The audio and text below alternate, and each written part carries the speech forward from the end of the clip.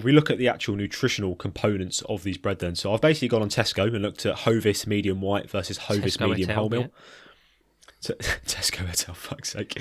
If we look at the calories then, white is 93 per slice and brown is 88, so that is insignificant difference there. It's minor difference, not worth anything at all. And plus, just want to make a note that these numbers I'm saying, they're always going to be like rough estimates, because if you've ever looked at a slice of bread, they're very different. Yeah. No slice is pretty much the same. It's so these minuscule. Are sort of rough. Yeah, minuscule. Yeah, it's not going to be night and day. Next, we look at fat. So both have 0.7 grams of fat per slice. Brown is 0.2 grams saturated. White is 0.1 gram saturated.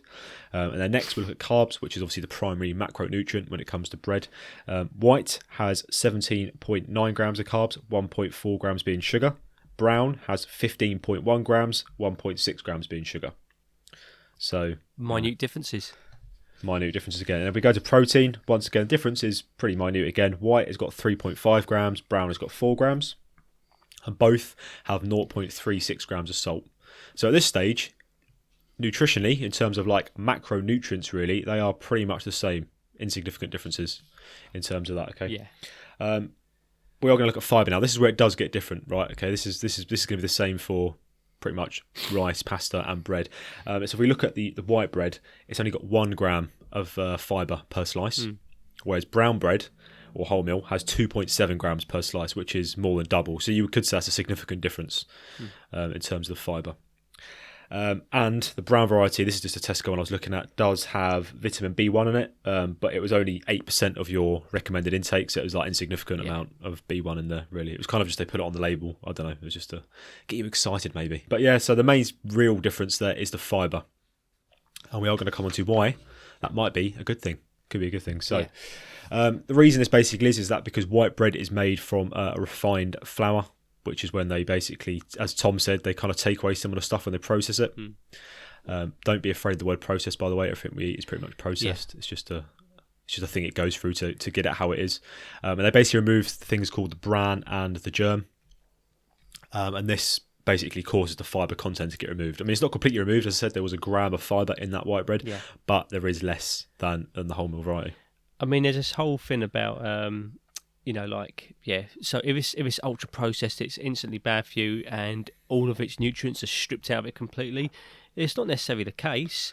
I mean, just because we're saying like, oh, brown bread might have a very slight more nutritional value than white bread, doesn't necessarily mean that straight away we're saying, oh, you shouldn't be having white bread, it's bad for you. We're just saying, well, brown bread might have a little bit more fibre in it. But even then, it's not a massive deal, I don't think.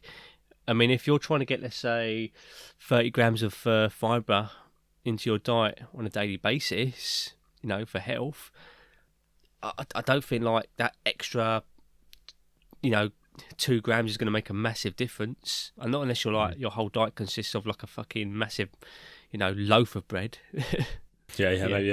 I suppose it depends, doesn't it? I mean, we said fibre as well. I think there are other stuff as well in terms of like minerals that you could find in wholemeal bread. But if you look at white bread, pretty much all of it's fortified. I think that was some like rule they came out. They basically said that you have to fortify all bread with like iron and calcium and stuff. So that's actually in bread. I mean, there's some people who argue that if it's fortified, it's not as bioavailable as if it was naturally occurring. This is obviously going to depend how you eat, because let's face it, when you have food, you very rarely eat things like bread on its own. You don't have a slice of bread on its own. Unless you're Mike Israel stuff is going to affect. Have you ever? You know who Mike Israel is, don't you? Yeah, I know he is. So from Renaissance Periodization, if you ever go onto his Instagram, every now and again he'll post like pictures of his meals, and it is the most depressing thing I've ever seen. Like he'll say, "Oh, big lunch tonight," and he'll post a picture of it'll be a single sausage on a napkin, followed by 5 pieces of dry bread and like a slice of American cheese and maybe like an apple. And it's not all together either, it's all separated. It is the most dire looking thing. It looks like, I don't know, like, you see like, I know it's a bit of a hot topic to talk about at the moment, but like Russia in Second World War films, where like their civilians have been given rations, it looks like that. And I know that, Dr. Mike is from the Soviet states, but... like he is one of those people that will just eat slices of bread and say dinner's done. So maybe this will impact him. Maybe he is struggling with bioavailability of minerals from bread. Yeah, who knows? Maybe we should get in touch, get him on the podcast, talk about his bread eating habits. Yeah, but yeah, we'll move on from the bread. So in terms of the fibre content, as I did sort of say earlier, this is kind of echoed when we look at white pasta versus whole wheat pasta, and then white rice versus brown rice. The fibre content is normally higher in the brown varieties. So maybe if you are, I don't know if you're someone who's on a low fibre diet, or as Tom says, you want a bit more fibre, it might help a little bit, but it's not a huge difference. It's more about what you prefer the taste of. I mean, if you don't like the taste of brown bread, I wouldn't say it's worth forcing it down you for the sake of a couple of grams of fibre, if I'm being honest. Yeah, I mean, it's at this case, it's a simple thing of whatever you prefer. I feel like there was definitely a point there where we could have inputted the tagline, the obvious. I'm not going to say it. I feel like we need to go an episode about saying it unless it's absolutely crucial. But I feel like we could have slipped one in there. Oh well. No, don't say Let me tell you something. I can prove it. I know where you're getting at, and I can prove it, Bill. Yeah. You can go into a supermarket. You can get white rice. You can get brown rice. You can get brown bread. You can get white bread. But you can't go to Pizza Hut and make the choice of having a brown pizza base or a white pizza base. And do you know why? It's because we live in a society, Why? Bill. We live in a society. Oh, brilliant. Why is that? We do indeed. Why is that? Let's be fair. Actually, I'm going to stop you right there, Tom. You know Papa John's? I know Papa John. Yeah, you can actually get butternut squash base from them now. Oh, do you know what? I know he's still alive, but he'll be joking. turning in his grave to hear that.